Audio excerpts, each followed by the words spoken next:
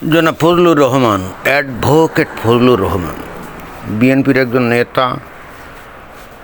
তবে আগে উনি আবার ওই যে করতেন, ওই আওয়ামী লীগের নেতা ছিলেন।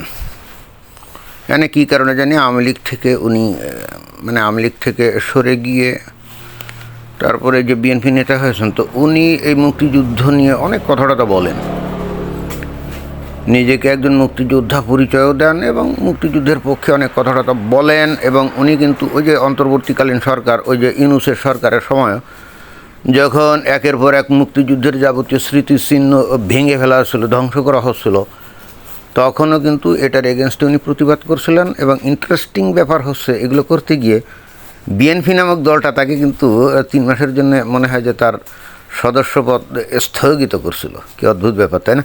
তো উনি একটা কথা বলছেন, কথাটা ভালো লাগলো, চিন্তা করলাম এটা ভিডিও তৈরির একটা উপাদান বানানো যায়। তো উনি কী বলছেন, ডক্টর ইউনূসের সময় মব সৃষ্টি করে মুক্তিযুদ্ধের ভাস্কর্য ভাঙ্গা হয়েছে, 26 মার্চ পালন করতে দেয়নি, 16 ডিসেম্বর উদযাপন করতে দেওয়া হয়নি। ইউনূস সরকারের মতো এত খারাপ কাজ কেউ করেনি। বাংলাদেশের 54 বছরের ইতিহাসে সবচেয়ে খারাপ সময়ের মধ্যে দিয়ে গেছে মুক্তিযুদ্ধ ও মুক্তিযোদ্ধারা। মুক্তিযুদ্ধটাকেই ধ্বংস করে পরাজিত করার চেষ্টা হয়েছে। ভালো কথা, আপনি যে কথাগুলো বলছেন এগুলো সবই ঠিক আছে, কিন্তু মুশকিলটা হচ্ছে আপনি যে কথাগুলো বলছেন, এই যে ঘটনাগুলো, এই যে মুক্তিযুদ্ধের যে স্মৃতিচিহ্ন বা 32 নম্বর বাড়ি ভাঙ্গা বা মুক্তিযোদ্ধাদের অপমান অপদস্থ করা, এমনকি খোদ আপনাকেও যখন অপদস্থ করা হলো তখনও তো আপনি যে দলটা করেন বিএনপি, এই বিএনপি দলটা তো আপনার পাশে তো দাঁড়ায় নাই। এবং বাংলাদেশের যত মুক্তিযুদ্ধের স্মৃতিচিহ্ন ভাঙ্গা হয়েছে তার একটা প্রতিবাদ পর্যন্ত করে নেই। তারা যদি ওই ডক্টর মোহাম্মদ ইউনূসকে বলতো যে আপনি এই কাজগুলো কেন করছেন, এগুলো বন্ধ করেন, তাহলে কি তাদের রাজনীতি শেষ হয়ে যেত? বাংলাদেশের মানুষ কি তাদের প্রতি বিশ্বাস হারাতো? বা পরবর্তীতে ইলেকশন হলে তারা কি হেরে যেত মুক্তিযুদ্ধের পক্ষে কথা বললে? বা যখন এই মোহাম্মদ ইউনূসকে ম্যাটিকুলাস ডিজাইন করে বাংলাদেশকে ইসলামী দেশে পরিণত করার জন্যে, বিশেষ করে জামায়াতকে ক্ষমতা আনার জন্যে সমস্ত কিছু করছিল, মুক্তিযুদ্ধের নাম নিশানা মুছে ফেলার জন্য, সে তো ওই বলছিল যে ওই 5 আগস্টের আগের ইতিহাস সব ইরেজ হয়ে গেছে, মুছে গেছে, ওইগুলো আর কোনো ইতিহাস না, এই কথা তো সে বলছিল না। তো বলার পর বিএনপি তো কোনো নেতা তো এর এগেনস্টে একটা টু শব্দ করেনি।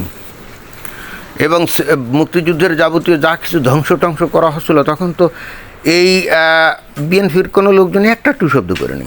তাহলে আপনি যে দলের রাজনীতির সাথে জড়িত, ওই দলই তো মুক্তিযুদ্ধতে বিশ্বাস করে না।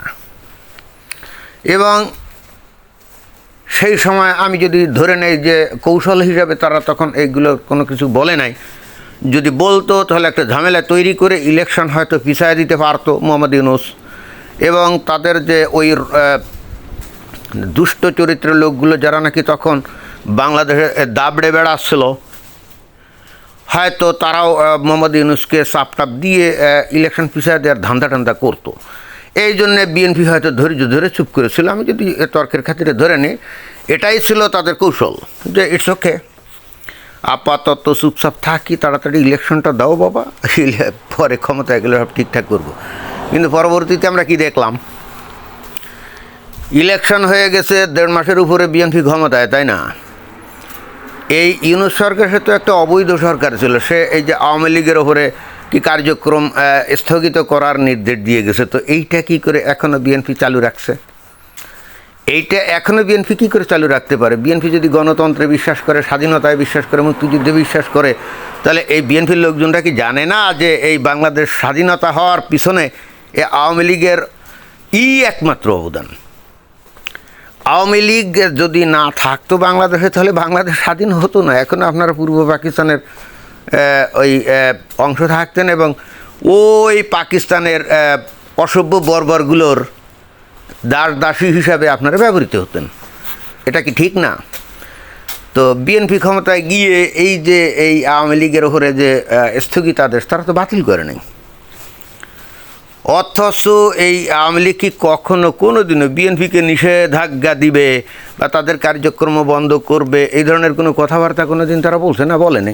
যদিও তারা বিএনপির নেতাকর্মীদের বিরুদ্ধে অনেক মামলা মোকদ্দমা দিয়ে এগুলো খারাপ কাজ করছে, মানে আওয়ামী লীগের লোকজন যে ফেরেস্তা তাও তো না, তারাও তো আসলে অনেক আছে অসভ্য বর্বর এবং অনেক মানে সমাজবিরোধী লোকজন আওয়ামী লীগের মধ্যে আছে।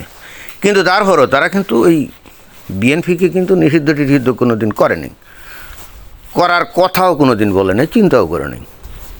এটা গেলে 1 নম্বর পয়েন্ট। এবার 2 নম্বর পয়েন্ট আসেন। আপনি যে দল করেন এই যে এই বিএনপি তাই না, তো বিএনপি যদি মুক্তিযুদ্ধের চেতনায় বিশ্বাস করতো বা মুক্তিযুদ্ধের উপরে যদি তাদের সম্মান থাকতো, তাহলে এখন এই যে 32 নম্বর বাড়িতে যদি কেউ মানে করতে যায়, সম্মান দেখাতে যায়, পুলিশ তাদেরকে ধরে নিয়ে যায় কিভাবে, বা তারা স্মৃতিসৌধে ফুল দিতে গেলে পুলিশ তাদেরকে ধরে কিসের ভিত্তিতে? এই যে 32 নম্বরে যদি কেউ সম্মান জানাতে যায়, যে বা যারাই যাক না কেন, এখনও পুলিশ ধরে, মানে এটা তো বিস্ময়কর। এটা তো বিস্ময়কর। আমরা কল্পনাও করতে পারি নাই যে এই বিএনপি দলটা ক্ষমতায় যাওয়ার পর তারা এই আচরণগুলো দেখাবে। তারা এই আচরণগুলো দেখিয়ে তারা কি বলতে চায়? তারা কি আসলেই তারা কি প্রমাণ করে যে সত্যিই তারা মুক্তিযুদ্ধের পক্ষের কোনো একটা দল? তো আপনি তো সেই দলেই আছেন যারা নিজেরাই মুক্তিযুদ্ধের পক্ষে, তাদের কোনো অনুভূতি নাই, যারা নিজেরাই মুক্তিযুদ্ধকে সম্মান দেখায় না। তো সেখানে মোহাম্মদ ইউনূস এসে যা করলো সেটা আপনার খারাপ লাগে কী করে? আপনার নিজের দল এখন যা করে সেটার এগেনস্টেও তো আপনার কথা বলা উচিত। আপনি কি এই আপনার দলের লোকজনদের সাথে কখন আলাপ টালাপ করছেন এ বিষয়ে? জানি না করছেন কি না, হয়তো করে থাকছেন, আপনাকে হয়তো পাত্তা দেন। এবং চিন্তা করে দেখেন যে মোহাম্মদ ইউনূস ক্ষমতায় আসার পরে বলছিল যে যার মতো ইচ্ছে খুশি তার সমালোচনা করবে। এ কথাকে মোহাম্মদ ইউনূস বলছিল নাকি বলেনি? বলছিল। জনাব ফজলুর রহমান, আপনি তো এই মোহাম্মদ ইউনূসের এগেনস্টে অনেক কথাটা বলতেন। তো এই বলার কারণে দেখেন আপনাকে কি বিপদের মধ্যে ফেলে দিছিল। এই মুক্তিযুদ্ধের পক্ষ হয়ে অনেক কথাটা বলতেন এবং বলার পরে আপনাকে কী ভয়ঙ্কর বিপদে ফেলে দিছিল এই বিএনপি নামক দলটা।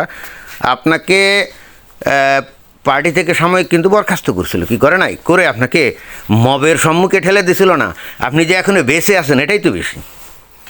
তারপরেও কিন্তু কিছু পোলাপান ঠিকই আপনার বাড়ির সামনে গিয়ে নানা রকম আজে বাজে গালিগালাজ কিন্তু করতেছিল এবং তখন কিন্তু বিএনপি আপনাকে বাঁচানোর জন্য এগিয়ে আসেনি। এবং ওই সময় আপনি যে বেঁচে ছিলেন এটাই বিস্ময়কর। তখন আপনাকে যে কোনো সময় যে কোনো জায়গায় ধরে গণপিটুনি দিয়ে মেরে ফেললে কিছুই হতো না। এবং দেখেন যে বিএনপি আপনাকে তখন একা মানে এই মবের মধ্যে ফেলে দিয়েছিল, কি দেয় নাই?